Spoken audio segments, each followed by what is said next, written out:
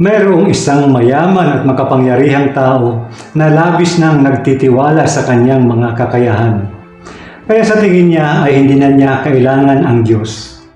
Subalit, minsan dumadaan ang mga pagsubok at napagtanto niya na kung ano ang meron siya ay hindi sapat para bigyan siya ng kapayapaan sa kanyang buhay. Kaya isang araw, lumuhod siya sa harapan ng Diyos at humingi siya ng tulong sa Panginoon. At doon ay unti-unting naramdaman niya ang kapanatagan na matagal na niyang hinihingi. Kung minsan o kadalasan tayo ay kumikilos ng walang patnubay ng Diyos dahil akala natin ay kung ano ang meron tayo ay sapat na. Ang ating talino ay sapat na. Ang ating kayamanan ay sapat na.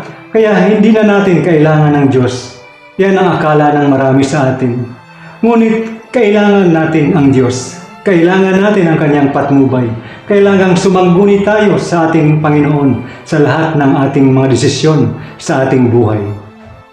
Ang buhay na wala ang Diyos ay walang halaga. Maaaring magkaroon tayo ng kapangyarihan, kayamanan at impluwensya. Pero kung wala ang Diyos sa ating buhay, lahat ng ito ay wala pa rin halaga. Wala tayong kapayapaan at kapanatagan dahil kulang na kulang ang presensya ng Diyos sa ating buhay. Bihira tayong makipag-ugnay sa Kanya. Hindi tayo lumalapit sa ating Panginoon.